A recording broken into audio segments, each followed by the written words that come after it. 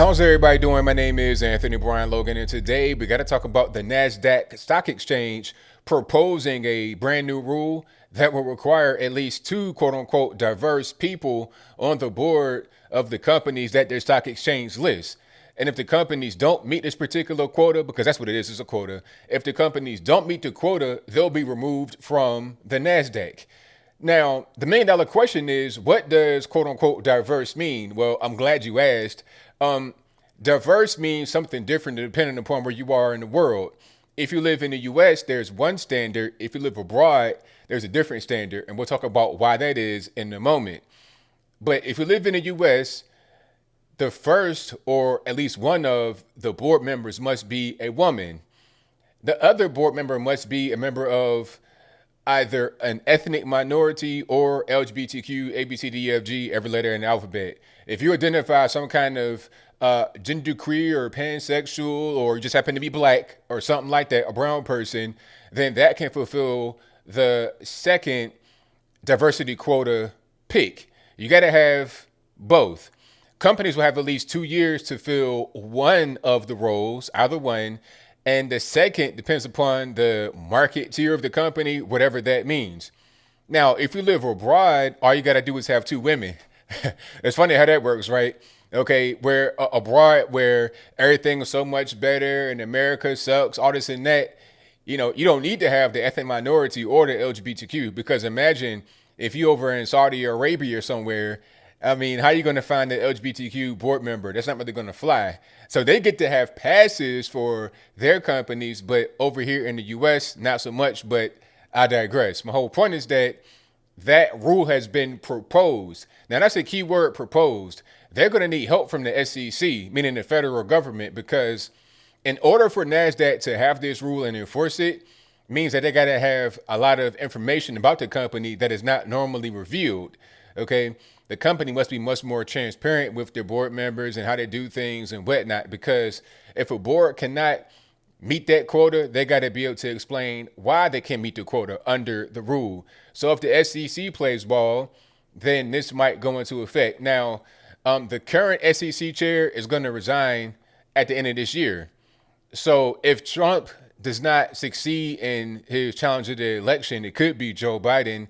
He's going to put on, well, it won't be him putting on anybody. It'll be the deep state swamp that's around him putting on somebody to fill the SEC role, which may help this whole thing go a little bit further. But then again, I'm not really sure, because you're talking about the NASDAQ stock exchange. Understand this.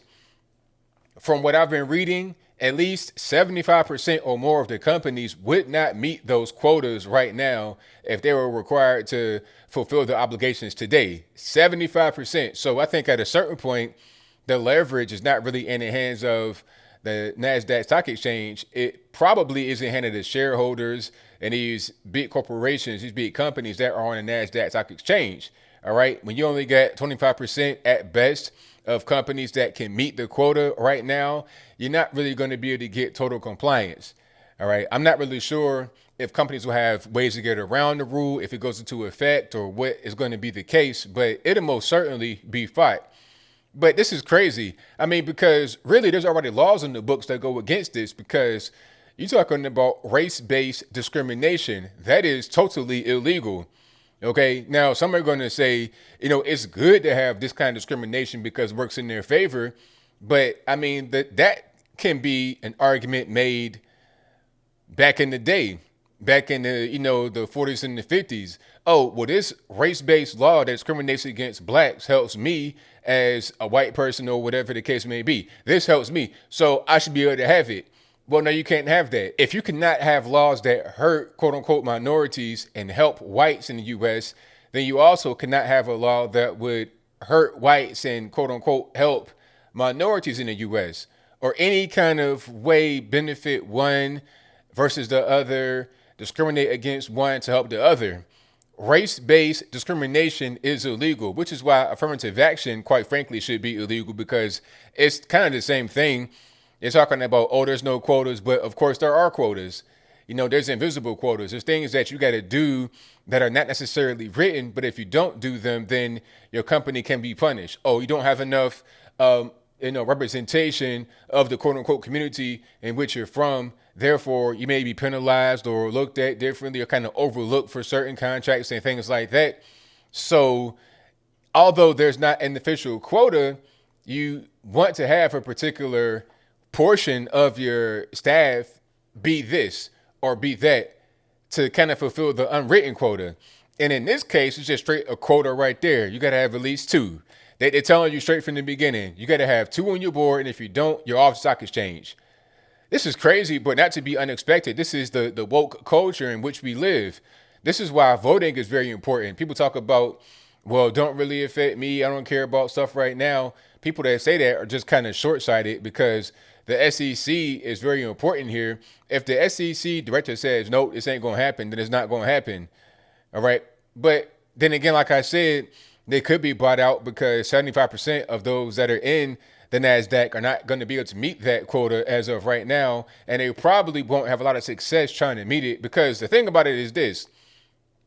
These big companies don't really care too much about race and color and that type of thing. They're more worried about money. That's the bottom line. Okay. And however they can make money that's legal, that's the way they're going to do it. They got a whole team of lawyers to be able to get it done. If you are good at what you do, if you have a skill, that is the key thing that matters.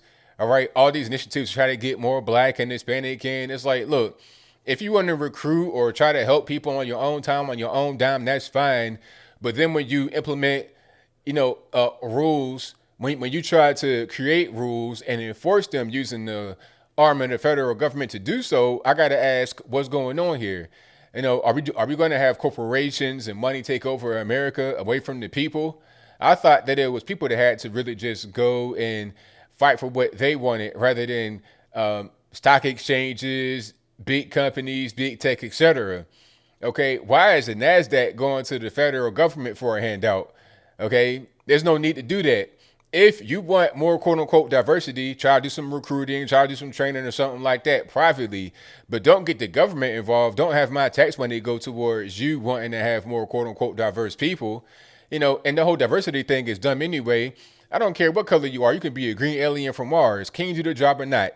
That is the bottom line. I don't really want to hear a whole lot more about it. But as I close, I want to say this.